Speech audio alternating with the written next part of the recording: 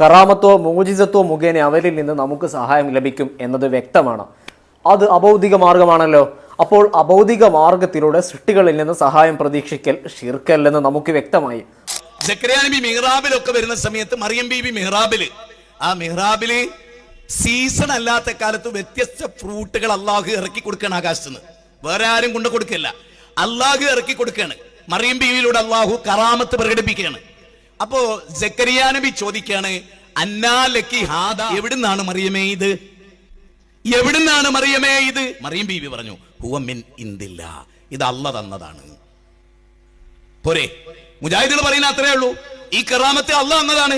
എന്നിട്ട് അദ്ദേഹം എന്താ ചെയ്യണത്? അല്ലാഹ് പറയട്ടെ, ഹുനാലിക ദആ സക്കറിയ റബ്ബഹു. അങ്ങനെ എന്ത്? ഹുനാലിക ദആ സക്കറിയ മറിയം. അങ്ങനെയാണെങ്കിൽ സമസ്തയാണ് ശരി, മുജാഹിദ് പിഴച്ചതാണ്. നേരെ മറിച്ച് സക്കറിയ നബി എന്താ പറയുന്നത്? ഹുനാലിക ദആ സക്കറിയ റബ്ബഹു.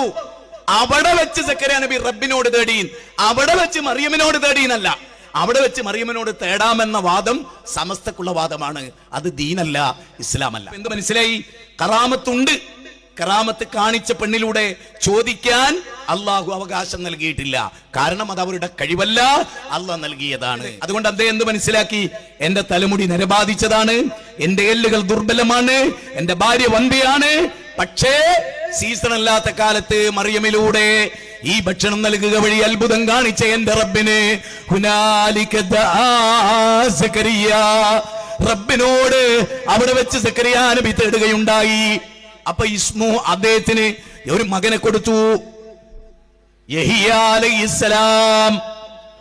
ഇവിടെയാണ് മർമ്മം. ഈ മർമ്മമാണ് മുജാഹിദുകൾ പറയുന്നത്. കറാമത്തുള്ളതാണ്, പക്ഷെ കറാമത്തുള്ളവരോട് തേടാൻ ഇസ്ലാമിൽ ഒരു തെളിവും ഇസ്ലാമിക ലോകത്തില്ല.